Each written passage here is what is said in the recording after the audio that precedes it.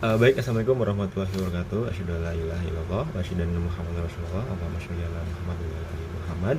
Pertama-tama yang paling utama, mari kita panjatkan puji dan syukur atas kehadirat Allah Subhanahu wa taala. Karena pada kesempatan kali ini kita masih diberikan kesehatan, kita masih diberikan berbagai macam kenikmatan, dan juga kita masih bisa mengerjakan UAS gitu ya. Dengan kelancaran-kelancarannya gitu kan. Selawat salam mari kita curah dan limpahkan kepada junjungan kita, kepada suri tauladan kita, Nabi besar Nabi Muhammad Shallallahu Alaihi Wasallam, beserta para sahabatnya, beserta para keluarganya, dan kita di sini selaku umatnya. Dan tak lupa juga kepada teman-teman sekalian yang sedang menonton video ini, semoga ada manfaat yang bisa diambil gitu ya. Pada hari ini aku ingin menyampaikan sebuah ceramah yang berjudul memanfaatkan media gitu. Media adalah salah satu ladang dakwah ataupun medan dakwah yang secara efektif untuk menyampaikan pesan gitu ya. Ia tidak dapat dimungkiri teman-teman, ya semakin tahun kan teknologi itu semakin pesat gitu ya. Perkembangannya tuh hampir semua lapisan masyarakat pasti membawa yang namanya handphone gitu ya. Seolah ini menjadi satu kesatuan yang tidak dapat dipisahkan gitu ya. Ya, berkembangnya teknologi ternyata ya membawa dampak positif gitu ya, yang bisa kita rasakan di dalam kehidupan kita sehari-hari gitu ya. Mungkin kalau misalkan lebih jauhnya lagi, perkembangan teknologi apa ya, membawa dampak positif juga kepada negara, terkhususnya melahirkan profesi pekerjaan baru gitu ya, yang dinama content creator gitu ya. Sebuah lapangan pekerjaan yang banyak digandrungi gitu oleh anak-anak muda gitu ya. Nah, teman-teman, yang ingin aku bahas ada perihal ini gitu kan. Iya, sisi positifnya tentu terdapat, sisi negatifnya juga gitu. Sisi positif ada sisi negatif gitu ya. Tak banyak gitu ya yang dari para kreator-kreator muda itu yang menyajikan tayangan yang kurang bermanfaat gitu kan. Ya, tayangan itu tanpa kita filter terlebih dahulu, hal itu membuat kekhawatiran bagi kita, terutama para orang tua gitu ya. Apabila konten-konten itu diakses oleh anak-anak atau para remaja, ya itu akan menjadi warning gitu ya, karena dampak dari mengkonsumsi hal negatif akan melahirkan kepribadian yang buruk gitu ya. Selain lingkungan dan didikan, faktor yang mempengaruhi tumbuh kembangnya anak itu adalah di zaman sekarang tuh bertambah gitu ya, yaitu ditentukan oleh apa yang ia dengar dan apa yang ia lihat gitu kan. Anak sekarang tuh dengan mudah gitu, kalau misalkan aku melihat di lingkungan aku sendiri, dengan mudah berkata-kata kasar gitu, anak-anak kecil gitu ya. Dan pada waktu itu, bulan-bulan kemarin kan sempat viral gitu ya, ada berita yang dimana anak SD sudah bisa membuat surat dan yang isinya tuh sangat mencengangkan gitu ya, yang sangat vulgar itu. Nah, bisa kita ambil kesimpulan bahwa informasi-informasi yang salah yang ada di benak mereka tuh akan menghasilkan pemikiran yang salah gitu kan, akan melahirkan pemahaman yang salah, kecenderungan yang salah gitu ya. Dan pada akhirnya akan melahirkan aktivitas yang salah, yang seperti contoh-contoh yang tadi gitu ya. Melihat fenomena ini sudah seharusnya kita selektif dalam tontonan yang kita konsumsi gitu. Kita tidak dapat menghentikan deras informasi dan tayangan yang masuk gitu kan kepada kita. Ya, kita tidak bisa merubah gitu, karena emang di sini ada bisnis gitu kan yang tidak dapat di-cut gitu kan. Ya, karena kita terikat di sebuah sistem liberal sistem liberal barat gitu ya, membebaskan semua individu berbuat sesuatu gitu, berbuat bebas lah gitu ya. Dan seperti contohnya jauh lebih dari itu, lihat saja orang-orang yang benci terhadap Islam gitu ya, melalui propaganda media mereka mempopulerkan musik seolah itu menjadi agama baru gitu ya, ataupun fenomena pacaran yang mereka siarkan gitu ya, yang tersebar di ruang publik, sehingga membuat anak muda itu salah kaprah dalam memaknai cinta yang sebenarnya, dan ya pada akhirnya akan melahirkan perzinahan gitu ya.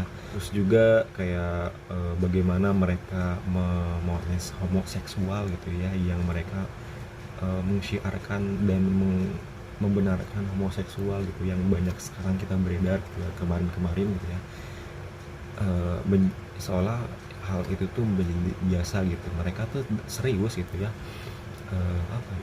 mereka tuh serius gitu kan dengan ide-ide ide mereka tuh penuh keburukan, tapi mereka serius memperindah apa yang mereka dakwahkan lagi, apa yang mereka dakwahkan tuh diperindah gitu ya. Mereka berinvestasi dengan tenaga, dengan uang tentunya teman-teman, dan tim yang serius tentunya, disiarkan melalui media elektronik, media-media lainnya gitu ya. Kalau misalkan ini dibiarkan, ya ini akan terus mewabah gitu kan, menjadikan masyarakat terutama anak muda berpikir bahwasanya hal seperti itu tuh adalah hal yang benar gitu ya. Cepat atau lambat gitu ya, cepat atau lambat ya kita, keluarga kita pasti akan terpengaruh, tapi alhamdulillah semoga kita terlindungi. Kalau misalkan kita hanya membatasi tontonan, belum bisa gitu memberikan perlawanan yang berarti gitu ya, bukan dengan sabar atau bukan dengan cara diam gitu ya menghadapi kerusakan atau kemaksiatan yang ada. Iya, menurut aku lebih tepatnya kita harus terjun nih teman-teman, terjun ke media ini gitu ya, memberikan perlawanan dan membuat konten positif gitu kan, dan yang memperkenalkan Islam yang sempurna itu sebagai solusi atas permasalahan yang ada gitu, atas permasalahan yang terjadi gitu ya. Kalau misalnya teman-teman belum tahu gitu, aktivitas menyampaikan nilai-nilai kebaikan, menyuruh kepada yang makruf, mengajak orang-orang kepada Allah, atau memperkenalkan agama Islam, itu semua itu disebut dengan dakwah gitu ya. Aktivitas ini merupakan ya buah bentuk kepedulian kita, buah bentuk kasih rasa sayang kita gitu ya, kepada orang yang kita dakwahi gitu, karena kita mengajak mereka tuh ingin mereka juga selamat gitu kan. Itu adalah bentuk kesayangan kita gitu, karena pasalnya ya sebaik-baik manusia adalah bisa bermanfaat kepada orang lain. Tanpa dakwah kerusakan akan merajalela gitu ya.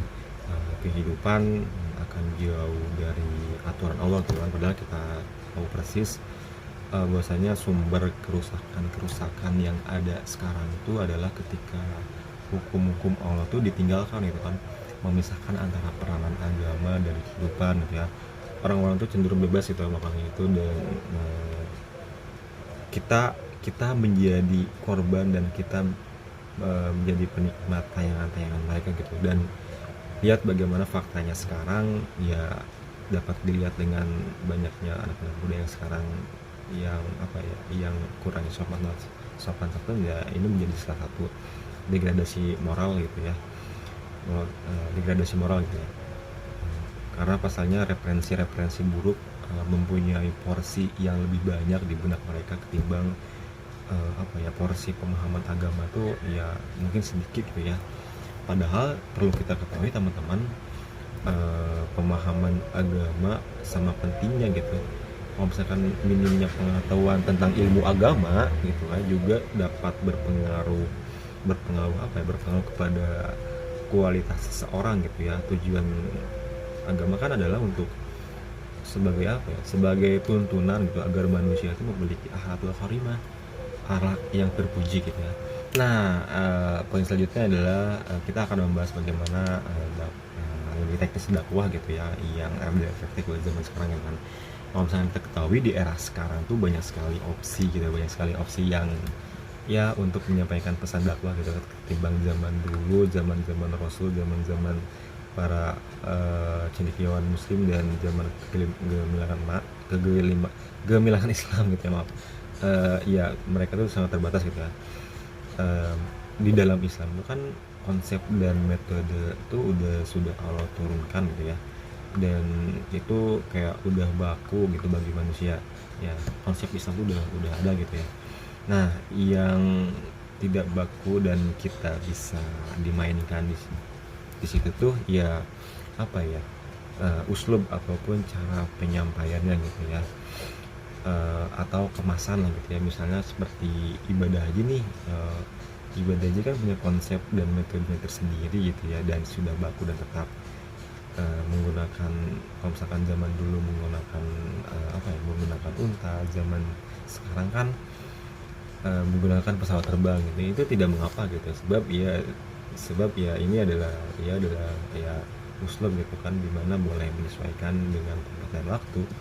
Sama seperti dakwah yang sudah baku konsep dan metodenya, yang kita bisa bebas dan berkreasi, adalah pada uslub gitu, pada uslub dakwah.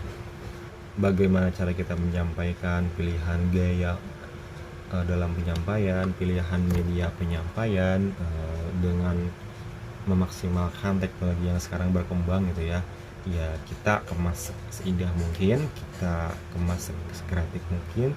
Ya sebagai harapan pesan dakwah itu lebih efektif tersampaikan gitu kan pada banyak orang gitu kan. Orang tuh banyak, ya sebagai harapan orang-orang tuh banyak tercerahkan oleh Islam gitu kan. Ya semakin kalau misalkan semakin semakin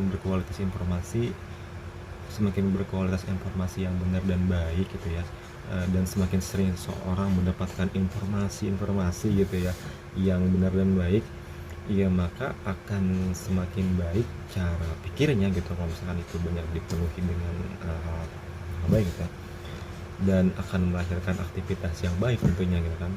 Tugas kita seorang muslim itu kan untuk memasok informasi-informasi yang baik itu secara kualitas gitu kan, agar seseorang itu berubah gitu ya. Ya itulah adalah berdakwah dengan seni teman-teman. Sebagus apapun ilmu yang kita miliki, sepintar apapun kita gitu, kalau misalkan kita tidak pandai dalam mengemas pesan yang kita dakwakan, ya kita tidak akan bisa mempunyai kesempatan mengubah pemikiran dan gitu ya. Nah di sini adalah sebuah pentingnya konteks itu atau kemasan dalam berdakwah gitu ya. Mengapa kemasan menjadi elemen yang penting gitu.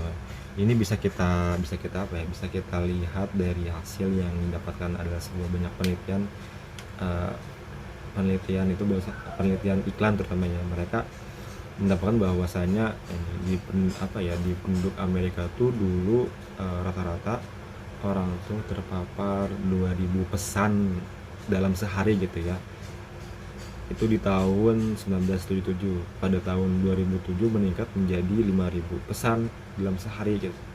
Itu adalah zaman dulu. Bagaimana zaman sekarang mungkin berat berpuluh-puluh ribu yang pesan masuk dari pada benak kita. Ya benak kita pasti dibanjiri gitu ya dengan pesan-pesan setiap harinya gitu. Ya tidak dapat dipungkiri ya kalau misalkan manusia tuh adalah ya makhluk visual gitu ya. Ya sebagian besar kita pasti lebih menarik kepada hal-hal yang bersifat gambar gitu daripada sekedar kata-kata gitu. Nah itu gitu kan, kalau misalkan kita lihat dari zaman sekarang ada penambahan medan yang kita hadapi gitu kan. Kalau misalkan medan para rasul di tauladan kita dulu gitu ya yang kita hadapi. Kalau segmentasi mereka itu ada targetnya kayak masjid, pasar atau tempat perkumpulan gitu kan. Nah kalau misalkan kita di zaman sekarang yang kita mengenal adanya internet, medan dakwahnya tuh bertambah gitu kan, kita bertambah di media online gitu kan. Nah pada faktanya sudah banyak sekali gitu yang sudah saya jabarkan. Kalau misalkan teman-teman lihat di Google gitu kan, rentang usia 15 ke bawah sampai ke 35 ke atas gitu ya, pasti mereka membawa ponsel gitu ya kemanapun ia pergi gitu kan. Karena itulah dakwah harus dihantarkan kepada mereka gitu ya di media sosial tentunya, yaitu di dunia dimana mereka berinteraksi setiap harinya. Dengan rentang waktu yang cukup lama pasti mereka menggunakan HP gitu ya. Nah bila kita cukup banyak memberikan informasi Islam kepada mereka dengan cara mereka sukai dan mudah untuk dicerna, maka inilah kemudian dakwah pada saat ini adalah di masa online gitu. Dan sekarang terjadi gitu di depan mata kita gitu bahwasanya usia pengguna internet di Indonesia itu kan sangat muda gitu. Kalau misalkan aku tadi ulas gitu ya, bila kita menyasar generasi muda gitu kan, yang juga disasar dulunya oleh Rasul gitu, berdakwah di dunia ini, di dunia media sosial menjadi satu hal yang sangat merugi kalau misalkan ditinggalkan. Sebab ya pihak yang menginginkan keburukan pada Islam akan menguasainya. Tidak dapat dipungkiri gitu kan, sebuah landscape dakwah di Indonesia itu berubah menjadi dunia online ya. Baik, cukup sekian yang bisa saya sampaikan. Mohon maaf bila ada kesalahan kata yang saya perbuat. Dicukupkan. Wassalamualaikum warahmatullahi wabarakatuh.